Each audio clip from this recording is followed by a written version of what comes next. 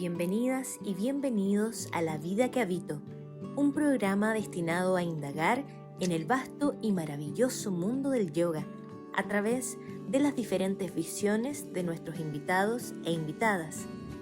Soy Aney Salgado, su anfitriona en este espacio.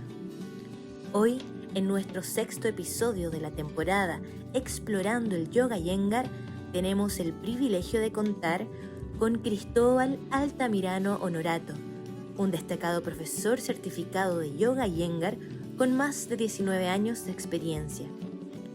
Cristóbal ha estudiado con algunas de las figuras más importantes del yoga a nivel mundial, incluyendo a BKS Iyengar, Gita y Prashanta Iyengar, entre otros renombrados maestros. Desde sus inicios en Konkón hasta sus estudios en el prestigioso Instituto Rimji en Pune, India, Cristóbal ha dedicado su vida a la enseñanza del yoga en Chile. Durante su primera visita al instituto en Pune, en 2011, tuvo la oportunidad de aprender directamente de la familia Iyengar. En 2014, regresó a Pune y estuvo presente durante el fallecimiento de Guruji, BKS Iyengar, participando en las ceremonias y en el proceso familiar de esta gran pérdida.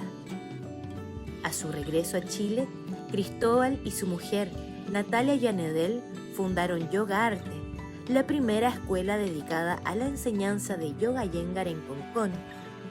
Además de su compromiso con la enseñanza, ha seguido formándose y participando en talleres y eventos internacionales con maestros como Raya Umadatta y Abhijata Iyengar. Cristóbal compartirá con nosotros su rica experiencia, los desafíos y aprendizajes a lo largo de su trayectoria y cómo el Yoga Iyengar ha influido profundamente en su vida y en la comunidad que ha creado. Bienvenido, Cristóbal. Muchas gracias por compartir tu experiencia. Estamos emocionados de explorar el Yoga Iyengar contigo. Bueno, muchas gracias. Gracias por la invitación a esta instancia. Gracias por estar acá. ¿Podrías contarnos cómo fueron tus primeras experiencias practicando Yoga Iyengar y qué fue lo que te atrajo inicialmente hacia esta práctica? Mi primera experiencia fue en una clase acá en Konkón, en la casa de la profesora que hacía esas clases. Su nombre es Isabel Stranger. Llegué a esa clase por una invitación de mi madre. Un día en la mañana, de nada, me dijo: oye, voy a ir a yoga, ¿te interesa? ¿Quieres ir conmigo? Y yo estaba mirando televisión, me acuerdo. Estaba desocupado mirando televisión y la quedé mirando, me quedé mirando la televisión y tenía 19 años en ese momento, entonces la decisión era en ese momento muy en el aire de alguna manera. No tenía ningún conocimiento de yoga, no tenía nada, no había leído ni visto nada al respecto. Entonces acepté la invitación ese día y ese día fue mi primera experiencia en yoga. En la clase, bueno, fue una clase de yoga Iyengar y con los ladrillos, los cinturones. Yo no tenía idea de nada, no sabía lo que estaba haciendo ni para qué servía. Me acuerdo de que me causó curiosidad, sin duda, y me quedó muy clara la sensación de, al salir de la clase, preguntarme cuál era mi problema, qué estaba mal conmigo mismo, porque no podía hacer nada, durante la clase no había podido hacer ninguna de las posturas como lo hacían los demás. Entonces dije, bueno, tengo que ir al médico. Esa fue en ese momento mi reflexión post clase. Y después empecé poco a poco a continuar con las clases. Empecé 2 veces a la semana. Después la profesora Isabel me invitó, me dijo: ven más seguido, ven 3 veces. Empecé a ir 3 veces. Y así al cabo de 6 meses, a los 6 meses ya estaba tomando clases todos los días, 2 veces al día, en la mañana y en la tarde. Y ahí fue como por donde partió todo. Durante 15 años fuiste discípulo de Elisa Garrido Leca, una pionera del yoga Iyengar en Chile. ¿Cómo fue ser su alumno y participar en las prácticas compartidas y grupos de estudio que ella organizaba, además de tomar sus clases regulares? Fue impresionante en principio. Ella generó una impresión muy grande en mí la primera vez que la vi. Esa primera vez que nos encontramos fue un día que practicamos con Isabel, que ella era alumna de Elisa, y con Ricardo, pareja de Elisa. Practicamos los cuatro. Yo no llevaba mucho tiempo practicando y me metí ahí por esas cosas de la vida, ¿no? Que estaba en ese grupo. Y eso fue muy impactante, ese momento, esa práctica en sí misma, la energía, ¿no? Como la claridad, ese fuego interno que de alguna manera me dejó cautivado, me dejó muy, muy marcado, ¿no? Con esa primera experiencia. Y luego, poco a poco, empecé a participar más con ella. Ella, sucede que en ese momento comenzó a viajar a la quinta región. Yo vivía acá en la quinta región en ese momento y ella tenía planificado venirse a vivir acá, a la quinta región. Entonces empezó a viajar todos los fines de semana, viernes, sábado y domingo, y yo estudiaba y practicaba con ella viernes, sábado y domingo. Dejé de lado muchas cosas en esa etapa de la vida por participar en las clases con ella los fines de semana. Y valió absolutamente la alegría, realmente. Fue increíble estar en todos esos momentos porque se daba la instancia de que después de las clases nos íbamos, por ejemplo, los días sábados, clase en la mañana, nos íbamos a tomar un café y a estudiar. Ella, me acuerdo, siempre sacaba su libro, Yoga Sutras o cualquier otro libro que tuviera en ese momento a la mano. Lo mismo los días domingos. Y el café se extendía a veces hasta las 2, 3, 4 de la tarde, en que nos quedábamos compartiendo, conversando. En muchas instancias ella venía con gente de Santiago, compañeras, alumnas de ella, colegas de ella. Yo siempre era el niño entre medio y cautivado por el conocimiento, cautivado por la experiencia, cautivado por toda la instancia, el conocimiento,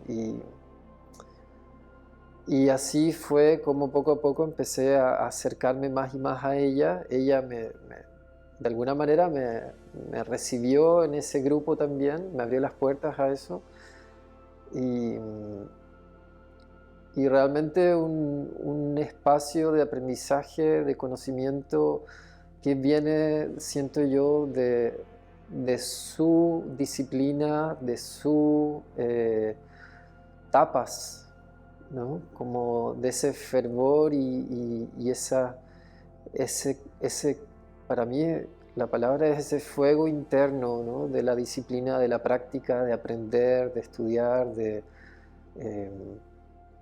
sumergirse en el conocimiento del yoga, y realmente fue maravilloso. Así fueron muchos años. Luego, durante 2 años ella estuvo viajando. Después de eso desistió. Un poco acá en la quinta región el yoga todavía no era algo tan masivo, y el yoga Iyengar menos, era poco conocido todavía. Entonces finalmente ella desistió de la idea de venirse a vivir a la quinta región, y me dijo, bueno, vente a vivir a Santiago para seguir estudiando. Y bueno, le dije que sí inmediatamente.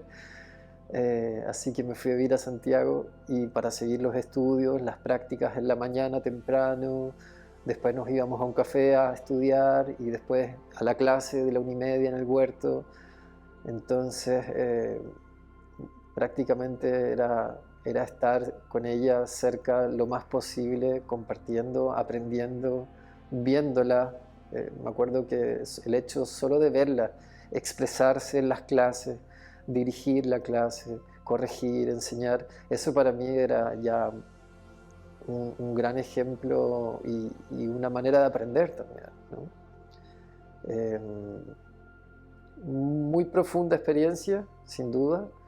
Me marcó de por vida, me marcó la vida profundamente y siento que de alguna manera ella me entregó una segunda educación, digamos, ¿no? O sea, la educación un poco de la casa, del colegio, qué sé yo, pero me abrió las puertas a otro mundo, a otra forma de ver las cosas y, y de eso estoy por siempre agradecido.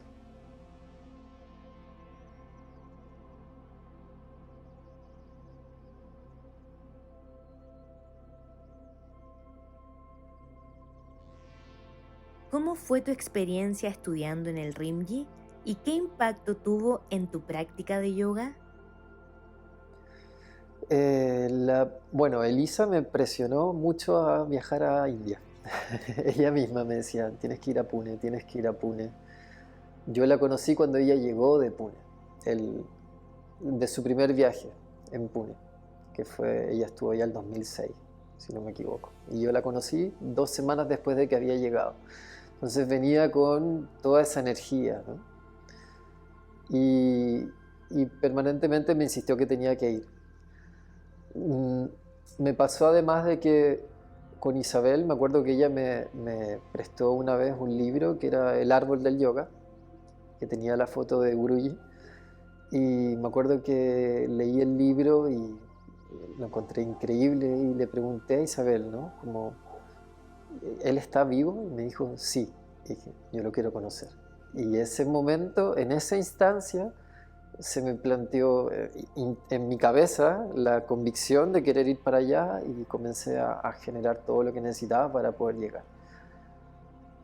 Cuando estuve allá la primera vez, el 2011, eh, siento que de alguna manera fue una especie de apertura de cabeza o apertura de conciencia muy grande, ¿no? Como entender de alguna forma de que el yoga, si en un principio yo entendía el yoga como esto, estar allá me hizo entender que el yoga era muchísimo más que eso, ¿no? Muchísimo más.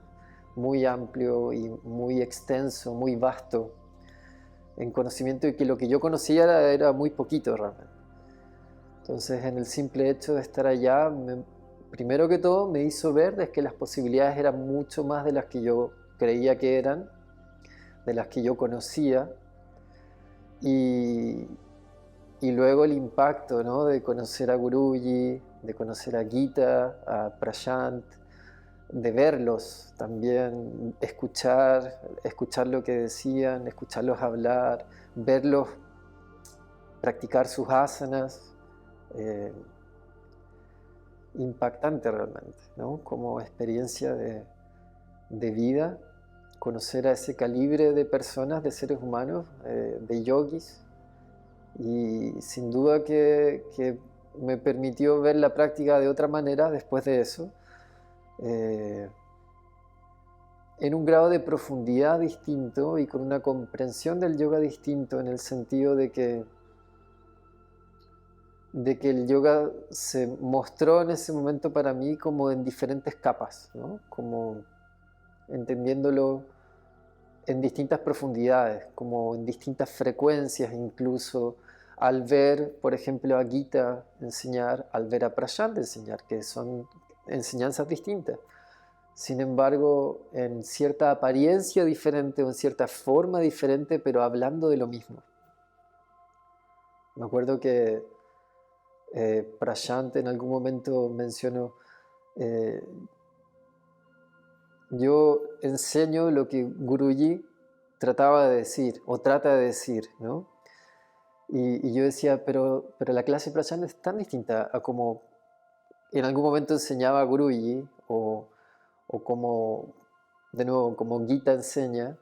Entonces, entender de que todas esas finalmente son capas distintas, de alguna manera, son formas distintas, pero que la esencia del yoga es la misma, la comprensión del yoga es el mismo, y finalmente la experiencia interna desde distintos caminos, desde distintas miradas, desde distintas interpretaciones o explicaciones, o a veces simplemente distintas palabras pueden llegar a tocar fibras similares, pueden llegar a conectarse con espacios similares de la profundidad del yoga.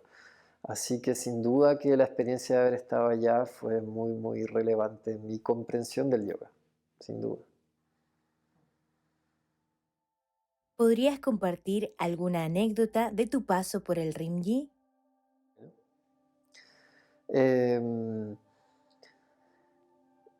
Hubo una ocasión en la que después de la clase de Prashant, él estaba haciendo clases en ese momento, no me acuerdo exactamente el día, pero hacía varias clases en la semana a las 7 de la mañana, de 7 de la mañana hasta las 9 de la mañana. Una vez terminada la clase de Prashant, comenzaba el horario de práctica y Guruji llegaba al horario de práctica después de la clase.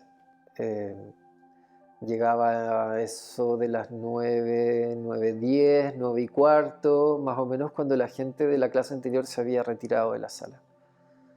Y el horario de práctica era entre las 9 y las 2:30. Entonces, mucha gente que estaba en la clase de Prashant se iba a desayunar probablemente, no sé muy bien, y volvían muchos de ellos después. Llegaban después de las 10 más o menos. Yo me quedaba simplemente, después de Prashant me quedaba a practicar, no me movía de ahí. Y me acuerdo que ese día llegó Guruji a la sala y debemos haber sido unas 7, 8 personas los que estábamos en el salón practicando. Y era un salón muy grande, entonces éramos muy pocos los que estábamos ahí. Y yo me acuerdo que siempre había alguien que preparaba el lugar para que Guruji practicara. O estaba Raya, o estaba Abhijata, o había algún otro profesor o profesora del instituto que recibía a Guruji cuando llegaba y le tenía todo preparado. Generalmente era Raya. Ese día no había nadie. Y yo ya más o menos había visto cómo organizaban todo, cómo ordenaban todo para que Guruji practicara. Y yo me acuerdo que estaba en Supta Virasana, me había amarrado, qué sé yo, me había puesto algunas cosas, y lo vi entrar y miré hacia el lugar donde practicaba y no había nadie. Y me puse a mirar a todas las demás personas que estaban practicando y estaban todos como de frente al muro, de espaldas al salón. Y miraba a Guruji caminando, y miraba el lugar, y miraba a las personas, y nadie reaccionaba, nadie hacía nada. Y miraba a la puerta para ver si venía alguien a ayudar a Guruji, y no aparecía nadie. Me acuerdo que me senté en Virasana, con mis cinturones todavía, miré a Guruji que llegó a su lugar a practicar, y empezó a sacarse su lungi, su polera, y no llegaba nadie. Así que dije, bueno, me saqué todo, me puse de pie, fui donde estaba él, le dije, Guruji, ¿puedo ayudarte en algo? Y ahí me empezó a dar algunas indicaciones. Entonces, bueno, yo más o menos con lo que me acordaba y con lo que él me decía también, le empecé a preparar su espacio para que él pudiera comenzar su práctica. En ese momento, sin pensarlo mucho, ¿no? Sin dimensionar mucho la situación tampoco, simplemente hice lo que había que hacer, que era asistir a Guruji. Y me quedé practicando al lado de él. Él comenzó a hacer su práctica, yo me quedé al lado de él, esperando que llegara alguien. Me acuerdo que estaba con su reloj, tomando el tiempo, su postura. Y al rato, como a la media hora aproximadamente, llega Abhijata. Ahí yo ya me retiré, me fui a un rincón a seguir mi práctica, y ahí Abhijata estuvo al lado de él y empezaron a hablar en marathi, no sé lo que dijeron, pero le preguntaba, me acuerdo, como ella con la cara extrañada, como, ¿qué pasó? ¿Por qué estás solo? ¿No? Y ahí Guruji me apuntó a mí, y ella, Abhijata me miró y que estaba ayudándolo, y bueno, y quedó en eso. Fue ese instante, para mí, al día de hoy lo aprecio profundamente, haber podido estar junto a él, ayudándolo aunque sea con lo mínimo que necesitaba. Y recuerdo que ese día, después del almuerzo, Guruji siempre iba a la biblioteca a leer o a escribir o a responder algún correo. Y me acuerdo que ese día yo iba a la biblioteca también, porque ahí estaba Guruji, así que ahí yo quería estar. Me acuerdo que me senté a leer como lo hacía todos los días y en un momento, bueno, siempre que leía lo miraba de reojo. Y en un momento lo miré y él me estaba mirando y nos sonreímos mutuamente en silencio y después yo seguí leyendo, no dije nada, no dije nada más. Pero fue hermoso y lo atesoro en mi corazón. Estuviste presente en Pune durante el fallecimiento de Guruji. ¿Podrías compartir con nosotros cómo fue ese momento? Claro. Recuerdo que ese año, el 2014, yo llegué a Pune, llegué a India a fines de julio, me parece. Cuando llegué, me contaron que Guruji estaba delicado de salud en ese momento. Recuerdo que me contaron que había estado en Delhi, en Nueva Delhi, que le habían entregado un premio, que era un reconocimiento del gobierno de la India, uno de los premios más altos que se le dan a los civiles en la India. Y Guruji viajó a recibirlo, viajó en avión. Y lo que entiendo es que en ese viaje él se agarró un virus, se contagió de algún virus durante ese viaje. Entonces en el regreso a Pune no se sentía muy bien y le recetaron antibióticos que tomara. En general Guruji no era mucho ni de ir al... Creo que nunca estuvo hospitalizado antes de eso y antibióticos no sé muy bien cuántas veces habrá tomado a lo largo de su vida, si es que del todo alguna vez lo hizo. Y ese mismo proceso, ese mismo procedimiento, tanto el contagio con el virus como el tratamiento con antibióticos lo debilitó más aún. Recuerdo que lo vi en una ocasión cuando llegó en auto, seguramente de alguna consulta médica.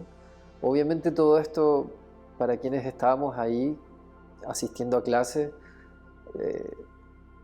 todos con mucho respeto, digamos, respetando la intimidad de la familia también, ¿no? Y por lo mismo no era mucho lo que uno preguntaba ni se acercaba. A mí me contaban personas que tenían cercanía con la familia, me llegaban ahí un poco las noticias, las actualizaciones respecto al estado de salud de Guruji.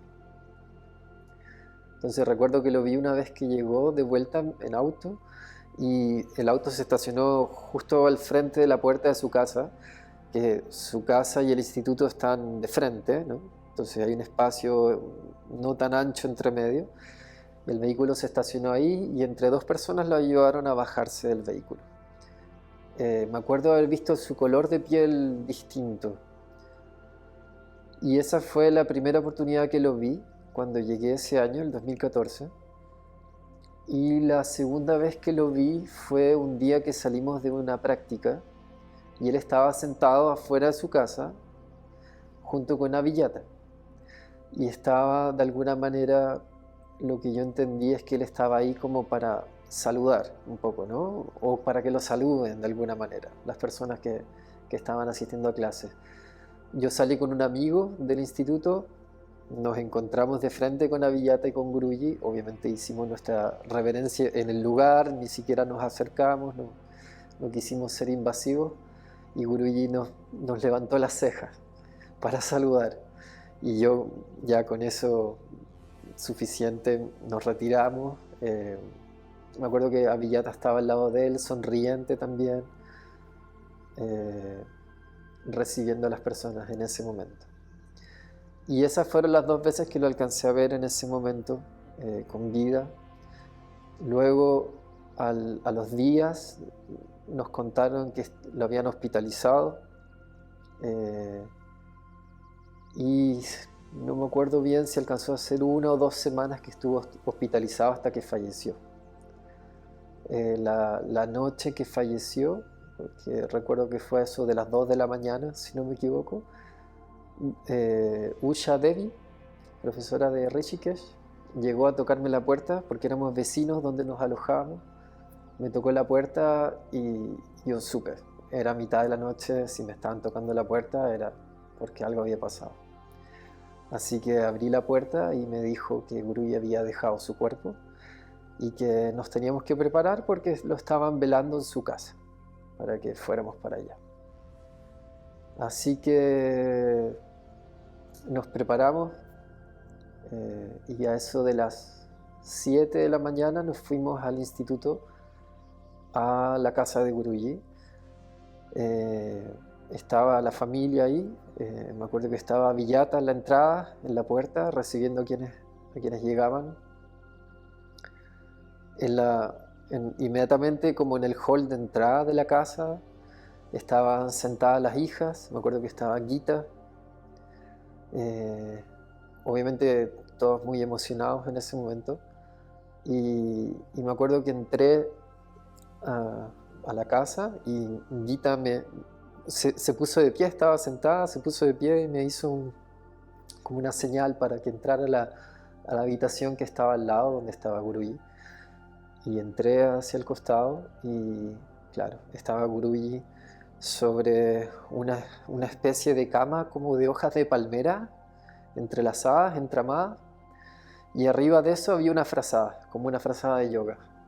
Y él estaba recostado con su ropa blanca en su shavasana, y estaba Prashant sentado a un lado. Me acuerdo que había unos mantras que estaban sonando en un equipo de música, y al costado habían algunas personas que estaban sentadas también acompañando ese momento.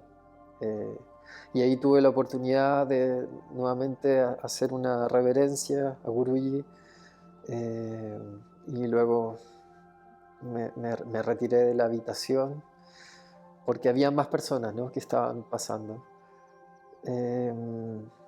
Ese mismo día, a eso de la 1, bueno, después de ese momento yo me quedé ahí, ¿no?, afuera de la casa, pero nos quedamos ahí con los demás practicantes que iban llegando, familiares, amigos. Y a eso de la 1 sacaron al cuerpo de la casa y lo llevaron a un crematorio en la misma ciudad, en Pune, donde se hizo las ceremonias ya de cremación. Me acuerdo que habían unos sacerdotes, ¿no?, hindúes que estuvieron haciendo sus ritos. Prashant, estaban las hijas de Guruji también, y principalmente, bueno, entre familiares, amigos de la familia y practicantes de yoga eran los que estábamos ahí en ese momento. Las ceremonias tienen que haber durado hasta eso puede ser 3, 4 de la tarde, algo similar, y luego ya el resto se fue retirando, la gente se fue retirando poco a poco. Fue muy rápido, pasó todo muy rápido, el mismo día, ¿no?, se hizo la cremación, todo.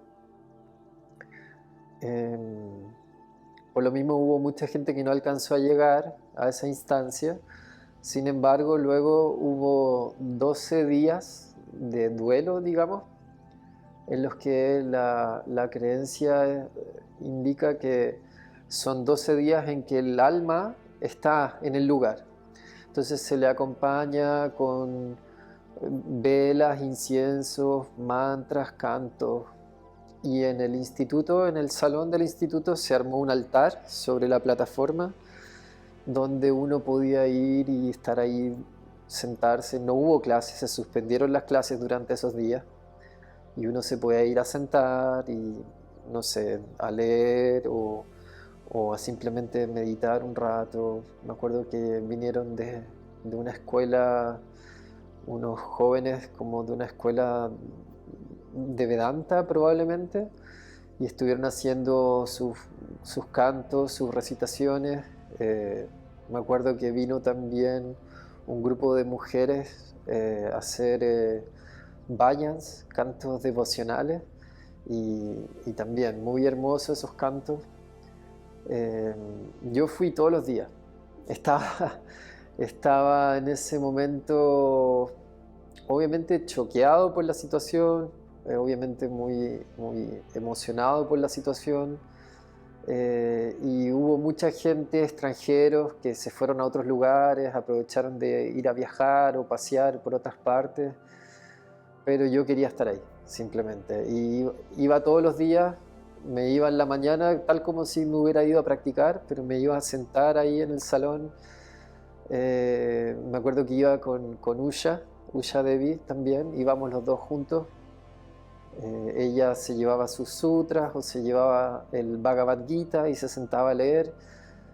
Eh, y pudimos de esa manera, bueno, compartir esa instancia de recogimiento, sin duda, de compartir también. Me acuerdo que por lo mismo, en general éramos muy pocos los que estábamos en el salón durante esos días. A veces estaba yo solo, a veces éramos 2, 3 personas. Y me acuerdo que en una instancia que estábamos con Usha, justo se hizo un almuerzo para los amigos y los familiares, no para los practicantes ni los alumnos. Y estábamos nosotros con Usha y nos mirábamos, y empezaron a servir almuerzo y nos mirábamos, y Usha me decía, comamos nomás. Así que nos quedamos juntos y nos sirvieron almuerzo, la familia. Me acuerdo que el padre de Abhiyata me hizo sentir absolutamente bienvenido en el lugar. Nadie nos dijo, oigan, ustedes retírense. Bueno, Usha obviamente es muy cercana con la familia, pero a mí nadie me conocía. No, él mismo me hizo sentir muy cómodo, muy bien recibido, bienvenido, me atendió directamente en varias ocasiones, así que bueno, ahí pude compartir con Arun, que también llegó al instituto, se quedó durante varios días. Una vez que se retomaron las clases, Arun se quedó tomando clases con Prashant, y me acuerdo haberlo tenido al lado mío practicando en la clase de Prashant. Fue una instancia muy especial en la que obviamente se juntaron muchas cosas. Muy triste por un lado y muy especial también en el sentido de todo lo que se generó en torno a la comunidad de Yoga Iyengar del mundo, ¿no? Porque al pasar los días empezaron a llegar de todo el mundo practicantes a hacer una despedida Guruji, simbólica, significativa en ese momento. Así que sin duda que muy especial la experiencia, muy honrado de haber estado ahí en ese momento, y también un recuerdo imborrable. Participaste en la primera versión de Yoga Anushasanam. Para aquellos que no están familiarizados, ¿podrías explicarnos de qué se trata este evento y compartir cómo fue tu experiencia en general? Claro, ese evento, el Yoga Anushasanam, fue un evento que se organizó durante el año 2014. Era una idea, no sé muy bien cuánto tiempo previamente la tenían planificada, pero fue una idea que había sido también impulsada por Guruji. Luego, bueno, falleció Guruji durante ese año. Gita contó después de que se preguntaron si es que lo iban a realizar del todo, y que finalmente la decisión fue realizarla debido a que era la voluntad de Guruji de que se hiciera. Así que se organizó, resultó bastante bien, llegaron 1500 personas de distintas partes del mundo. Fueron, si no me equivoco, no me acuerdo si eran 8 o 10 días de clases con Gita. Y en esas clases, obviamente, bueno, fueron extendidas durante el día, fueron en un lugar especial, no fue en el instituto porque era muy amplio, era una gran cantidad de gente, y y me acuerdo que estábamos en distintos grupos, las personas que nos íbamos turnando para que todos tuviéramos la oportunidad también de estar cerca de Gita mientras ella enseñaba. Fue un evento muy significativo porque, bueno, fue el mismo año que falleció Guruji, entonces me acuerdo que particularmente en esa ocasión Gita estaba muy sensible al respecto, entonces todas sus enseñanzas en esa oportunidad tenían siempre ahí un punto de sensibilidad muy importante en relación a toda la obra de Guruji. Eh, fue muy especial sin duda estar ahí. Yo no sé actualmente cuántas otras versiones, ¿no? Ediciones de Yoga Nushasanam se hicieron posteriormente a eso. Entiendo que este año se va a hacer otra también. Han habido varias más. Pero particularmente la oportunidad de ese año fue una bella instancia, fue una gran oportunidad tener todas esas clases con Gita. Ella estuvo esporádicamente enseñando los años anteriores. De hecho, recuerdo que ese año en particular, el 2014, estuvo enseñando poco, previo al fallecimiento de Guruji. Y que posteriormente, antes del Yoga Nushasanam, tuvo algunas otras clases que estuvo haciendo, como en preparación de este evento también. Así que fue una muy linda instancia, que llegó gente, profesores de renombre a nivel mundial, que estuvieron participando en las clases. Tuve la oportunidad, por ejemplo, de estar como compañero practicando John Schumacher al lado. Me acuerdo que estaba Patricia Walden, estaba José María Vigar practicando un poco más atrás de donde estaba yo. Estaba Lois Steinberg también practicando, un montón realmente, y bueno, muy honrado de haber estado y participado de esa instancia también. Y bueno, Yoga Nushasanam es una exposición de yoga, ¿no? Como en los Yoga Sutras dice, el primer sutra dice Ata Yoga Nushasanam. Entonces aquí comienza la exposición del yoga. Entonces podríamos decir que esa es una traducción, ¿no? Yoga Nushasanam, exposición de yoga. Y se hizo este evento sobre todo para poder dar la oportunidad. En principio estaba pensado para practicantes que tuvieran entre 1 año de práctica y 10 años de práctica. Entonces era como abrir las puertas para que más gente pudiera venir a conocer Pune, las clases en Pune, las clases particularmente con Gita, porque en ese tiempo las clases avanzadas con Gita uno tenía que tener 8 años de práctica con un profesor certificado. Entonces existía una suerte de filtro, ¿no? Entonces este evento se abrió de tal manera que pudiera venir gente que tenía menos de 10 años de práctica, menos de 8 años de práctica, y tomar estas clases con Gita. Entonces esa era la intención, digamos, abrir las puertas a practicantes con menos años de experiencia, podría decirse. Recuerdo que después, bueno, después se permitió que viniera gente con más experiencia, y así también es como asistieron muchos profesores con gran experiencia en el Yoga Iyengar también, de las mismas clases. Has estudiado con maestros de renombre como Gita, Prashant y Abhijata Iyengar. ¿Cómo han influenciado tus enseñanzas y tu enfoque como profesor? Primero que todo, obviamente uno, durante la experiencia de ser practicante, de ser alumno, va de alguna manera experimentando la enseñanza según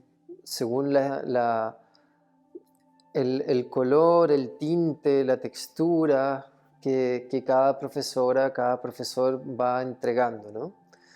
Definitivamente la enseñanza del yoga tiene sus distintos matices también según la cultura, del origen de cada profesor, ya sea alguien de Chile o de Sudamérica o de Norteamérica, Europa, Asia, India. existe algo cultural, sin duda, que tiñe la enseñanza de una u otra manera.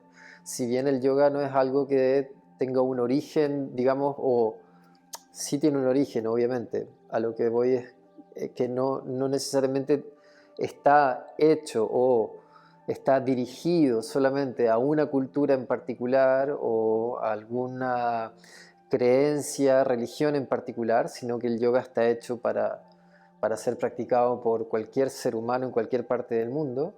La enseñanza como tal siempre va a tener algo de ese tinte cultural. El hecho de haber tomado clases con Gita, con Prashant, con Abhijata, con, con profesores de India, me ha entregado el hecho de entender el yoga de una forma más cotidiana, de una forma más sencilla, por decirlo de alguna manera, en el hecho del día a día, en el hecho de entender el yoga no como algo tan distante o ajeno o lejano a la cotidiano propio, ¿no? Sino en la simplicidad, en lo directo, en lo conciso, en lo claro de los conceptos, en la simpleza de los conceptos finalmente. Creo que eso es algo que me ha marcado mucho en mi experiencia como practicante y que he intentado también traspasarlo como profesor, justamente, ¿no? Ese aspecto de poder hacer lo cotidiano, poder hacerlo simple, comprensible, directo, y creo que hay algo muy, muy bello de la cultura oriental, particularmente la cultura india, y es la analogía con las cosas simples, ¿no? Con las cosas cotidianas de la vida, entenderlo de esa manera. Creo que eso para mí ha sido relevante, porque acerca la enseñanza, acerca este conocimiento, acerca esta filosofía que también puede ser en ciertos aspectos compleja por los conceptos, por las palabras, por el idioma muchas veces, lo acerca a el día a día, lo acerca a lo sencillo, a lo simple de la vida.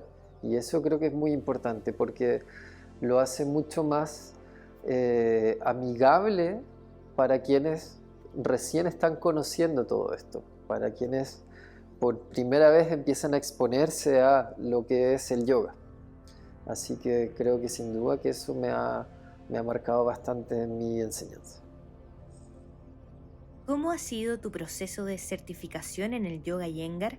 ¿Y cómo crees que esto ha fortalecido tu enseñanza y conexión con la comunidad? Yo me demoré un poco más de 10 años en certificarme eh, por decisiones personales. Primero que todo, la primera decisión era que prioricé viajar a India a conocer a Guruji. Ese fue mi primer objetivo, ¿no? Como en el Yoga Iyengar, en mi historia en el Yoga Iyengar. Y luego cuando comencé a hacer clases acá en Concón, cuando abrí mi sala de yoga en Concón, sentí que era el momento ya de hacer el proceso de certificación. La primera etapa, el primer proceso, fue dirigido por Claudia Díaz, por Paula Self y Rishi Joseph. Ese fue el primer proceso en el que participé. Muy agradecido de ellos tres, sin duda, de todo el conocimiento y la experiencia que aportaron, la claridad de su enseñanza. La certificación el examen fue el año 2017, si no me equivoco, en el cual vinieron Dean Lerner y Rebecca Lerner de Estados Unidos a dirigir esos exámenes, a ser los evaluadores principales de esos exámenes, junto con otros evaluadores de Sudamérica y de Chile también. Fue, siento yo, para mí muy relevante en el sentido de, primero que todo, obviamente, seguir la voluntad de Guruji, ¿no? En relación a todo el proceso de certificación y en respeto también a la familia Iyengar y a toda esta linaje, digámoslo, por el hecho de que finalmente el estar enseñando yoga Iyengar, que es lo que yo enseñaba en ese momento, lo único que había practicado de yoga en ese momento, y lo que quería enseñar también y lo que quería seguir practicando. Entonces, en ese sentido, para mí siento que era mi deber, era lo que me correspondía hacer en ese momento, ¿no? Tomar ese proceso.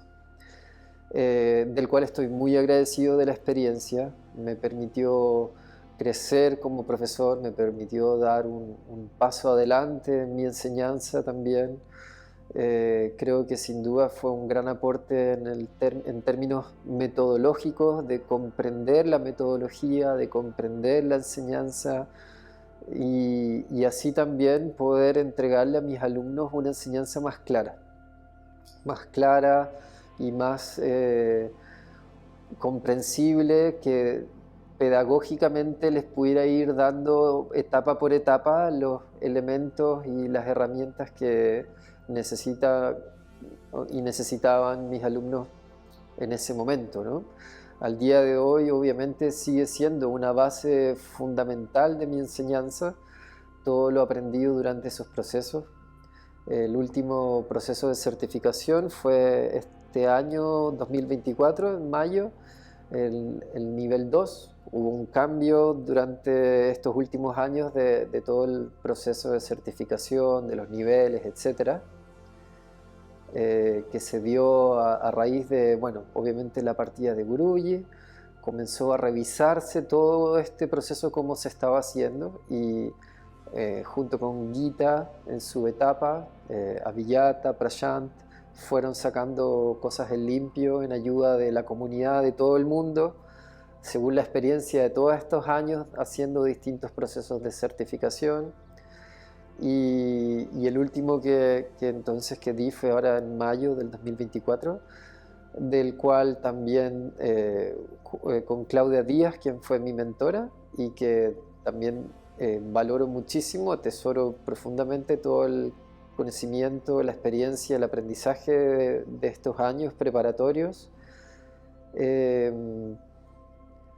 Creo que en lo personal, al menos, el participar en estos procesos naturalmente me ha permitido estar más cerca de la comunidad, siendo un profesor y practicante de región.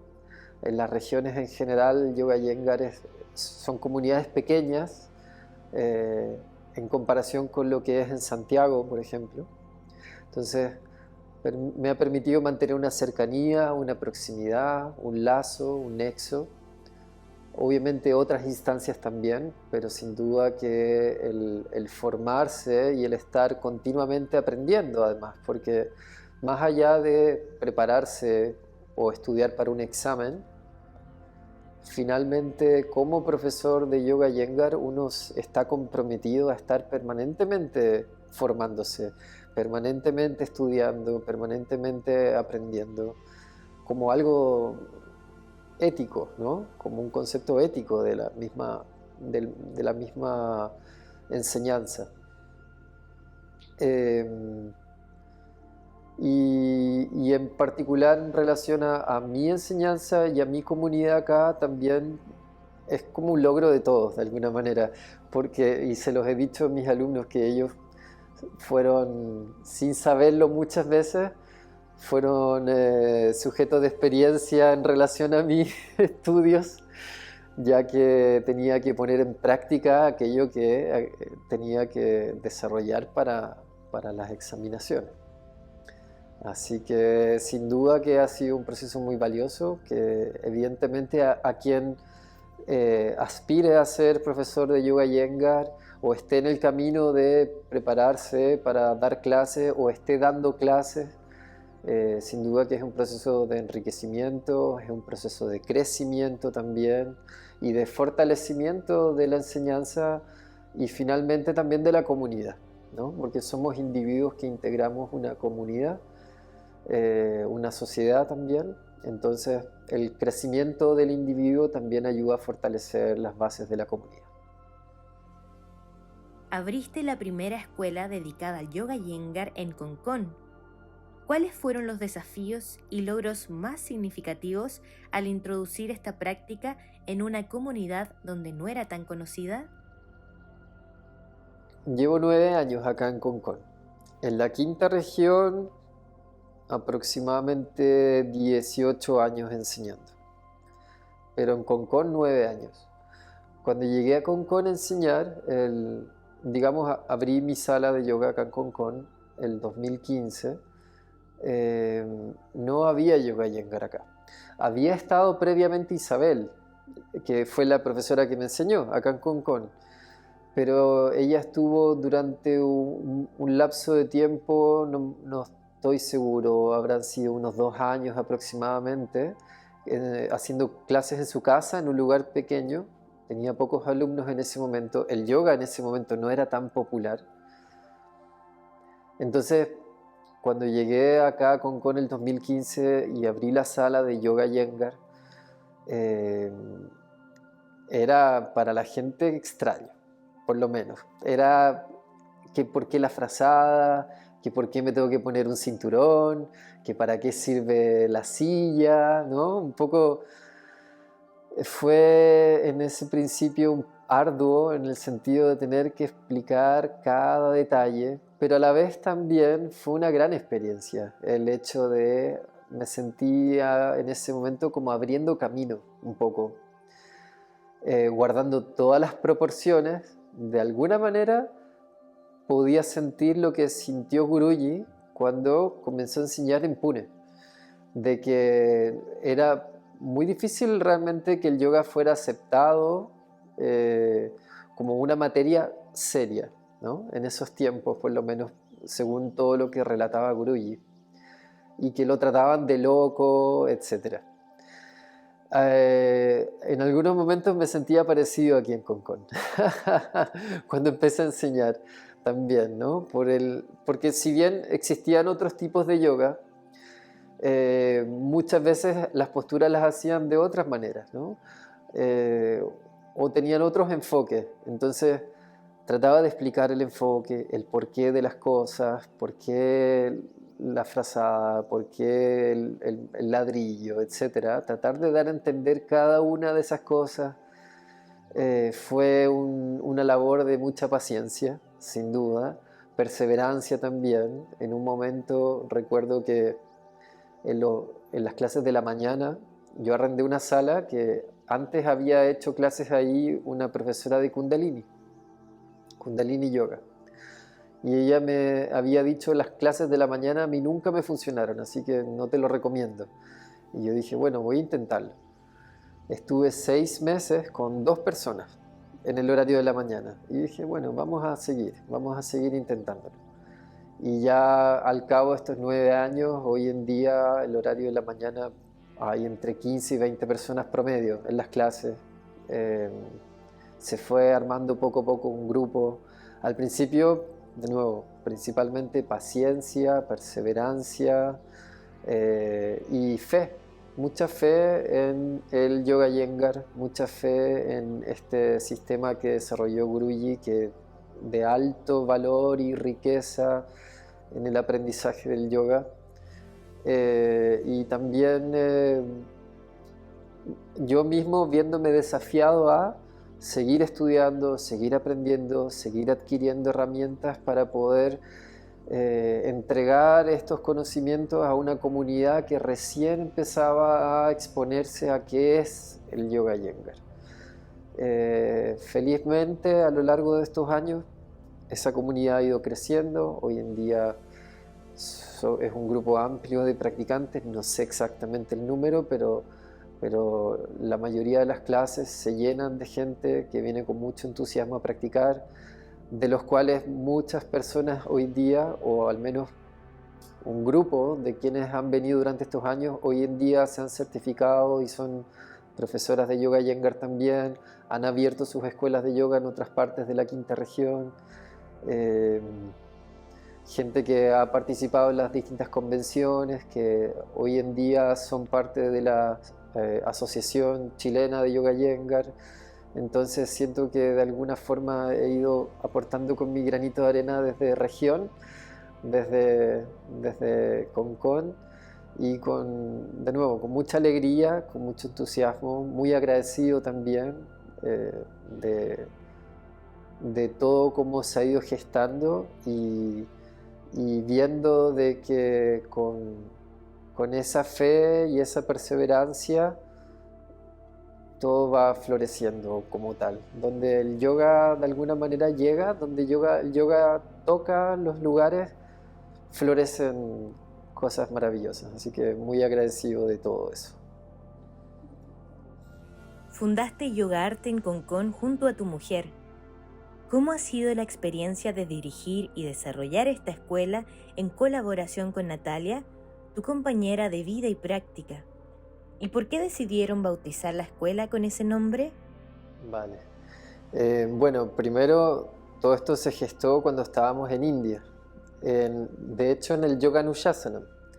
Me acuerdo que habían unos buses de acercamiento desde el instituto hasta la sede en el lugar donde se estaba desarrollando el evento. Y sentados ahí en el bus, esperando que partiera para ir a clase, estábamos con un cuaderno y dijimos, bueno, tenemos que volver a Chile a compartir todo esto que estamos aprendiendo, porque además éramos los únicos chilenos en las 1500 personas que estaban participando. Y sentíamos un poco la responsabilidad, ¿no?, de compartir esto. Y dijimos, bueno, Concón, además que ya teníamos la idea nosotros de formar familia cuando volviéramos del viaje, de tener hijos. Y un poco una base de todo ese proyecto también era abrir una escuela de yoga aquí en Concón. Entonces me acuerdo que mientras hablamos eso, sacamos el cuaderno y nos pusimos a dibujar cómo nos gustaría que fuera la sala, ¿no?, que tuviera, etc. Y en ese momento, cuando volvimos acá a Chile, empezamos a ver posibilidades y resultó que encontramos esta sala que una amiga ella estaba enseñando, pero que la iba a dejar disponible. Así que me la ofreció en arriendo y dije, bueno, empecemos, este es el lugar. Me acuerdo que el mismo día que empezaron las clases, supimos que Natalia estaba embarazada de nuestra hija mayor, Elena. Ese mismo día, exacto mismo día. Así que fue muy significativo también, ¿no? Fue muy simbólico todo eso. Obviamente Natalia para mí es mi contraparte, no contraparte, es como un complemento y un pilar también, ¿no?, en todo este proyecto. Si bien principalmente yo hago las clases, o la mayoría al menos, ella es la que me apoya con todo esto, con todo lo demás, ¿no? Porque para que yo esté aquí, alguien más tiene que estar haciendo otras cosas también en nuestra organización familiar. Y en ese aspecto ha sido muy bello ese proyecto juntos. No ha sido fácil, de nuevo, porque empezamos de cero, empezamos con muy poquito.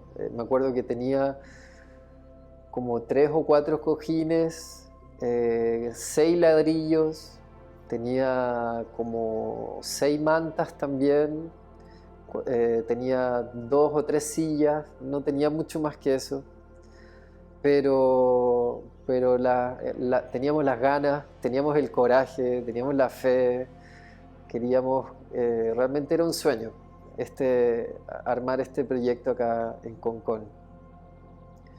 Así que al día de hoy ha sido una maravillosa experiencia realmente, y a lo largo del tiempo, poco a poco, he ido dando sus frutos. Se llama Yogarte porque empezamos a buscar o pensamos en la idea de cómo fusionamos un poco lo que hacemos. Natalia, ella es actriz, ella es cantante también, hace música. yo también hago música y nos gustaba la idea también de que no fuera un espacio solamente en que se hiciera yoga y luego cerramos la puerta, sino que fuera un espacio en el que en el momento que no lo estamos usando, alguien más lo puede usar y se puedan generar otras actividades y podemos convocar gente también, porque entre nuestras amistades hay gente que tiene muchas habilidades, capacidades y dominan distintos tipos de artes también. Entonces poder abrir las puertas a toda esa gente. Al día de hoy hemos tenido desde eventos de música en vivo, danza, marionetas, teatro, clases para niños de arte terapia, de musicoterapia, de teatro también, de música también. Entonces un poco la idea era yoga como una base fundamental, pero también abrir este espacio para la creación y la educación y la exposición de distintas artes en beneficio de la comunidad, en beneficio de todos un poco, ¿no? Así que eso principalmente. En un momento pensamos llamarlo el arte del yoga, pero un amigo nos dijo hay que hacerlo más conciso. Así que dijimos, bueno, yogarte. Y así quedó como yogarte.